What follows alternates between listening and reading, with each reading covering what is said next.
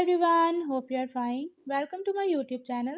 In my today's video, I'll be sharing with you about the notification settings of Samsung Galaxy Tab A8 and A8 LTE. But before we start, don't forget to hit the red subscribe button and the bell icon to stay updated. Now watch this video and you will learn how to change notification settings in Samsung Galaxy Tab A8 and A8 LTE.